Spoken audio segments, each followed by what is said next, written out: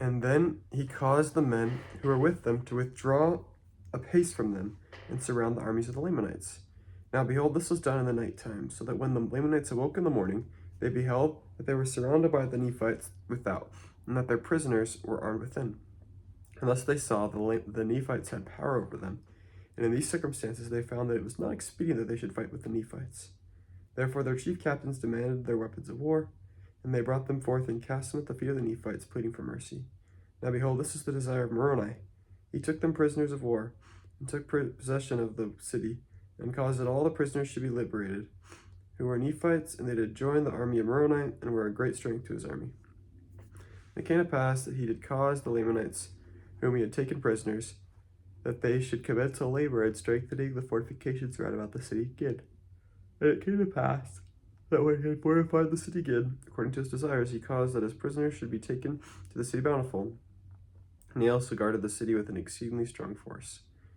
And it came to pass that they did, notwithstanding all the intrigues of the Lamanites, keep and protect all the prisoners whom they had taken, and also maintain the ground and the advantage which they had retaken. And it came to pass that the Nephites began again to be victorious, and to reclaim their rights and their privileges. Many times did the Lamanites attempt to encircle them about by night, but in these attempts they did lose many prisoners, and many times they did attempt to administer of their wine to the Nephites, that they might destroy them with poison or with drunkenness. But behold, the Nephites were not slow to remember the Lord their God in this their time of affliction. They could not be taken in their snares, yea, they would not partake of their wine, save they had first given to some of the Lamanite prisoners. And they were thus cautious that no poison should be ministered among them.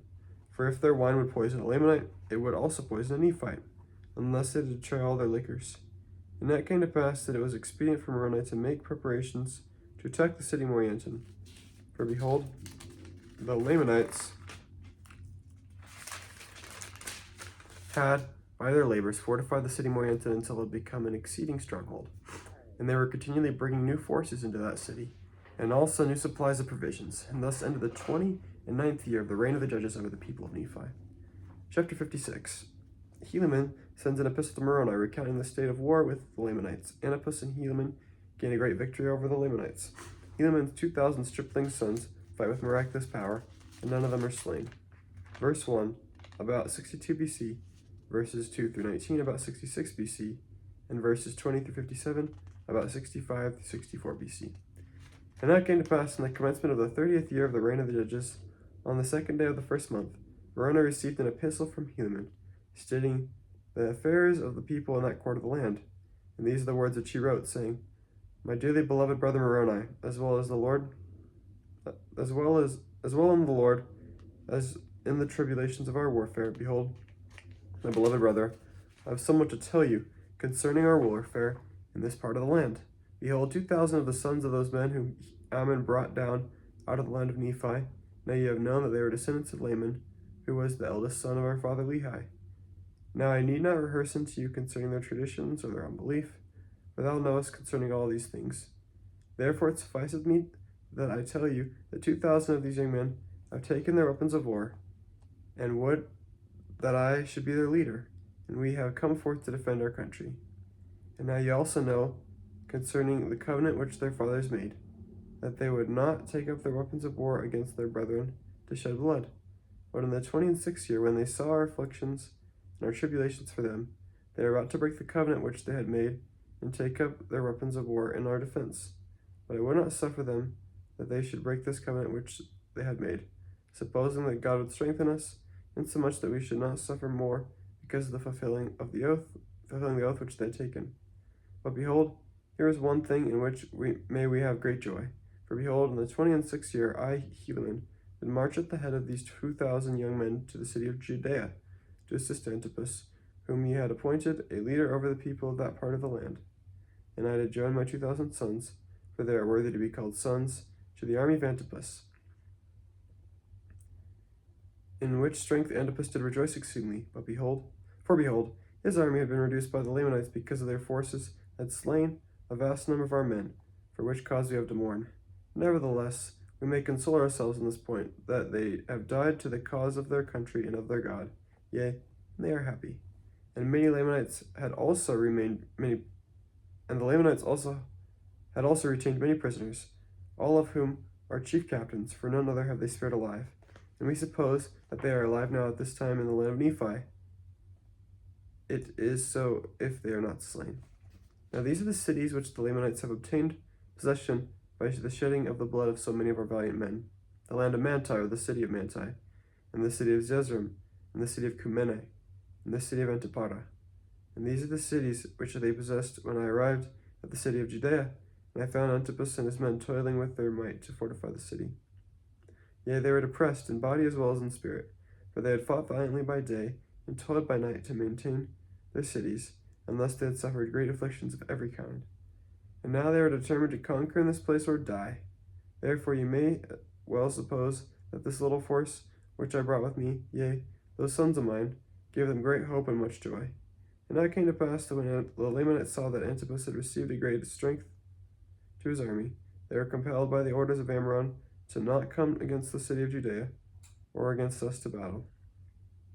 And thus we were favored of the Lord, for they had come upon us in this our weakness. They might have perhaps destroyed our little army, but thus we were preserved.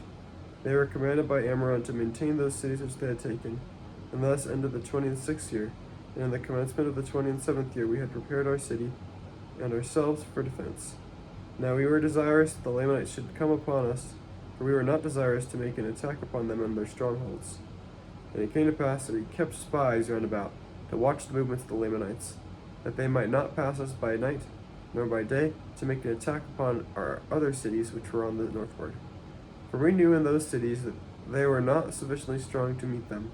Therefore we were desirous, if they should pass by us, to fall upon them in their rear, and thus bring them up in the rear. At the same time they were met in the front. We supposed that we could overpower them, but behold, we were disappointed in this our desire.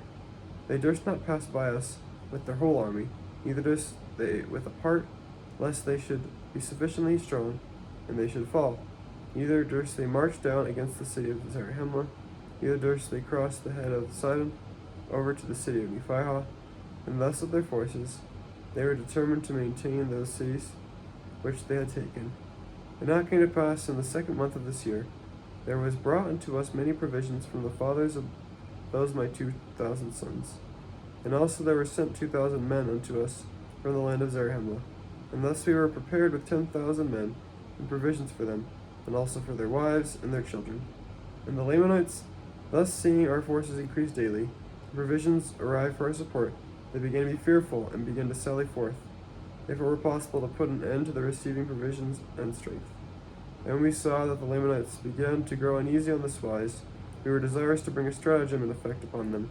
Therefore Antipas ordered that I should march forth with my little sons to a neighboring city, as if we were carrying provisions to a neighboring city. And we were to march near the city of Antipara, as if we were going to the city beyond, in the borders by the seashore. And it came to pass that we did march forth, as if with our provisions to go to that city. And it came to pass that Antipas did march forth with the part of his army, leaving the remainder to maintain the city. But he did not march forth until I had gone forth with my little army, and came near the city Antipara. And now, in the city Antipara, were stationed the strongest army of the Lamanites, yea, the most numerous. And it came to pass that when they had been informed by their spies, they came forth with their armies and marched against us.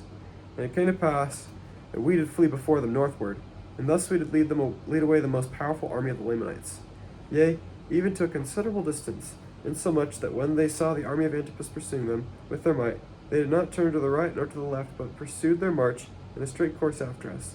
And, as we supposed, it was their intent to slay us before Antipas should overtake them, and this so they might not be surrounded by our people. And now Antipas, beholding our danger, did speed the march of his army. But behold, it was night, therefore they did not overtake us, neither did Antipas overtake them. Therefore we did camp for the night. And it came to pass that before the dawn of the morning, behold, the Lamanites were pursuing us.